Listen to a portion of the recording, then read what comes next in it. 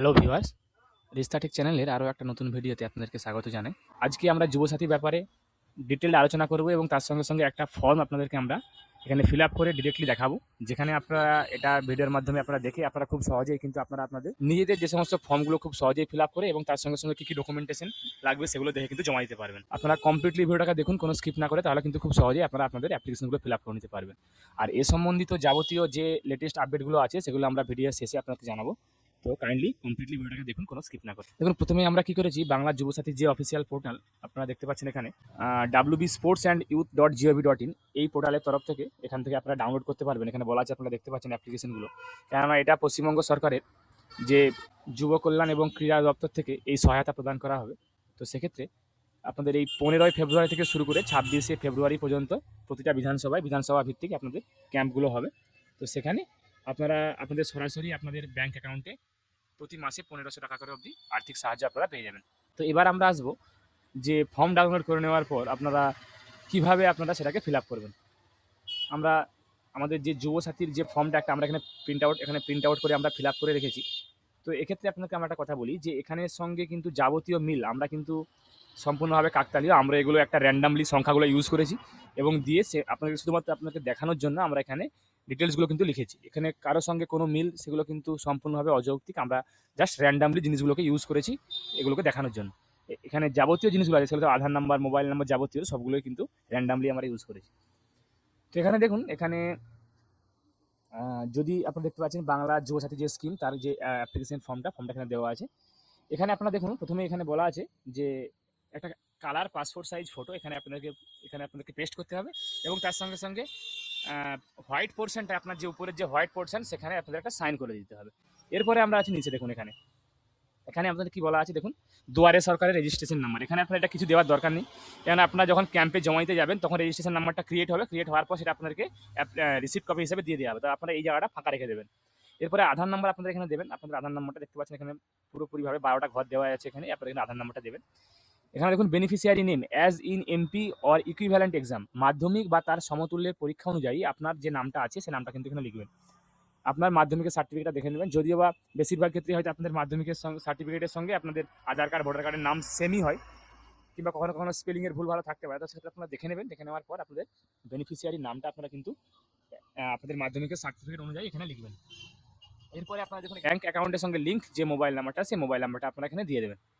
দিয়ে দেওয়ার পর আমরা স্ক্রল করে নিচে আসছি। এখানে দেখুন ইমেল আইডি আপনাদের যদি থাকে আপনারা এখানে চাইলে দিতে পারেন, যদি না থাকে তাহলে কোনো দেওয়ার দরকার নেই। একটা অপশন আমাদের ছাড়া হয়ে গেছে এখানে, যেখানে জেন্ডার বলা আছে। এখানে আপনারা মেল, যদি আপনারা পুরুষ হন পুরুষ, মহিলা হলে মহিলা, অন্যান্য হলে অন্যান্য টিক মার্ক দিয়ে দেবেন। এরপরে আমরা আসছি ডেট অফ বার্থ। এখানে আপনারা দেখতে পাচ্ছেন তারিখ, মাস, বছর হিসেবে দেওয়া আছে। আপনারা আপনাদের ডেট অফ বার্থ যেটা হবে সেটা কিন্তু এখানে লিখে দেবেন। এরপরে দেখুন এখানে করা আছে কি, এখানে এজ অ্যাজ অন 1/4/2026, অর্থাৎ 1/4/2026 অনুযায়ী আপনার বয়স কত, সেটা আপনারা কোনো একটা যে কোনো অনলাইন এজ ক্যালকুলেটর অ্যাপ থেকে দেখে নেবেন। দেখে নেওয়ার পরে এটা এখানে লিখে দেবেন।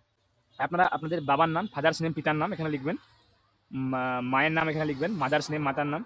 স্বামী বা স্ত্রীর নাম, দেখুন স্পাউস নেম, অর্থাৎ যদি আপনারা বিবাহিত হন তাহলে আপনারা ছেলে হলে আপনার স্ত্রীর নাম লিখবেন, এবং যদি মেয়েরা আপনারা অ্যাপ্লিকেশন করে থাকেন তাহলে আপনাদের স্বামীর নাম এখানে লিখবেন। এরপরে দেখুন এখানে বলা আছে, যদি আপনারা জেনারেল না হয়ে অন্য কোনো ক্যাটাগরি আপনাদের হয়, আপনাদের কাস্ট কোনো থাকে, এসসি হোক, এসটি হোক বা ওবিসি হোক, তাহলে সেক্ষেত্রে কিন্তু আপনারা এখানে টিকমার্ক দেবেন, এবং টিকমার্ক দেওয়ার পর সেই যে কাস্ট সার্টিফিকেটের নাম্বারটা কিন্তু আপনারা এখানে লিখবেন। আর যদি আপনারা জেনারেল হন তাহলে এখানে কোনো নাম্বার লেখার দরকার নেই। এরপরে ম্যারিটিয়াল দেখতে পাচ্ছেন আপনার যে স্ট্যাটাস, সেটা আপনারা যদি অবিবাহিত হন তাহলে অবিবাহিত দেবেন, উইডো বা বিধবা হলে আপনারা এখানে দেবেন, ম্যারিড হলে এখানে টিকমার্ক দেবেন, এবং সেপারেটেড হলে এখানে টিকমার্ক দেবেন। এরপরে দেখুন আপনাদের এখানে পুরো ডিটেলসটা এখানে, অর্থাৎ আপনাদের যে অ্যাড্রেসটা সেটা দেওয়া আছে এখানে। এখানে আপনাদের গ্রামের নাম, পোস্ট অফিস, আপনাদের গ্রাম পঞ্চায়েত, আপনাদের ব্লক, আপনাদের পুলিশ স্টেশন, ডিস্ট্রিক্ট, পিনকোড এবং স্টেটটা অটোমেটিক্যালি ফিল আপ করা এখানে থাকবে। এগুলো আপনারা দিয়ে দেবেন এখানে। তারপর স্ক্রল করে আপনার সেকেন্ড পেজে আমরা আসবো। সেকেন্ড পেজে দেখুন এখানে মাধ্যমিকের যে আপনাদের অ্যাডমিট আছে বা আপনার সার্টিফিকেট আছে বা মার্কশিট আছে, সেখান থেকে দেখে দেখে আপনারা কি করবেন, আপনাদের যে রোলটা আছে রোলটা এখানে লিখবেন। তার সঙ্গে সঙ্গে নম্বরটা এখানে লিখবেন।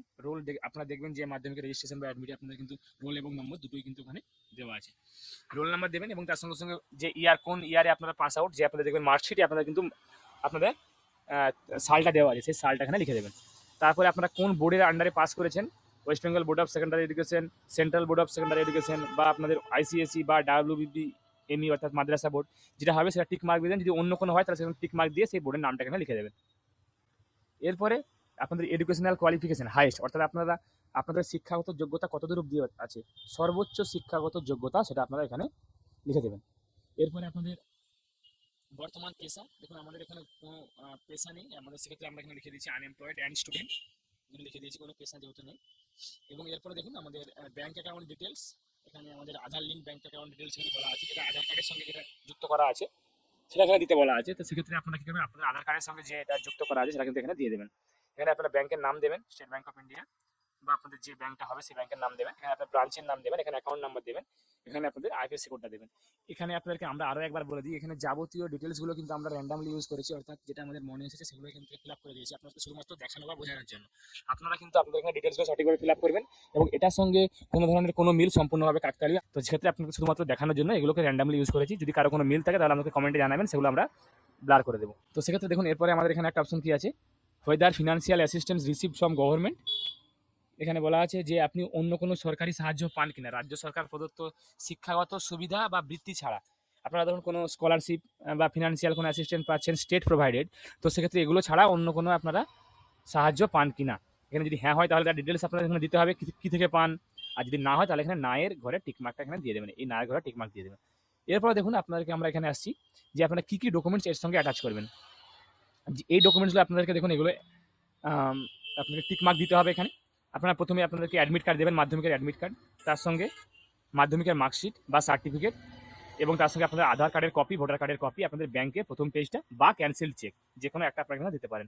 আর যদি আপনাদের এসসি এসটি বা ওবিসি সার্টিফিকেট থাকে তাহলে আপনারা সেটা এখানে এখানে কিন্তু টিকমার্ক দেবেন এবং তার সঙ্গে এটার সঙ্গে অ্যাটাচ করবেন, এবং আপনারা স্ক্রল করে এখানে একটা সাইন করবেন এবং ডেটটা দেবেন। তারপর এটা কিন্তু আপনারা গিয়ে ডকুমেন্টগুলো সব অ্যাটাচ করে এটা নিয়ে কিন্তু আপনারা জমা দিয়ে দেবেন।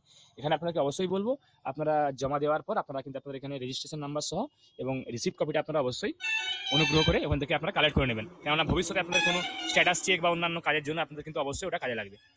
এরপরে যেটা নতুন ইনফরমেশন দেওয়ার জন্য আমরা আরও আপনাকে বললাম ভিডিওর প্রথমেই যে আমাদের এই সম্বন্ধে যে নতুন আপডেট, সেটা হচ্ছে যে কয়েকদিনের মধ্যেই কিন্তু যুবসাথীরও আপনাদের অনলাইন অ্যাপ্লিকেশন শুরু হতে চলেছে। যতদূর আমাদের সূত্রের খবর যে যুবসাথীর যে আগামী অনলাইন অ্যাপ্লিকেশন সেটা কিন্তু কয়েকদিনের মধ্যেই হয়তোবা শুরু হয়ে যেতে পারে।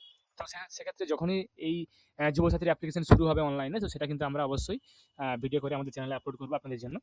তো আশা করি যারা আপনারা ভিডিওটা দেখলেন ভালোভাবে পুরোটা, তারা হয়তো খুব সহজেই বুঝতে পারলেন যে আপনারা আপনাদের অ্যাপ্লিকেশনগুলো খুব সহজে কীভাবে নিজেরা ফিল আপ করবেন এবং সেটা আপনারা কোন কোন ডকুমেন্ট সহ সেগুলো জমা দেবেন।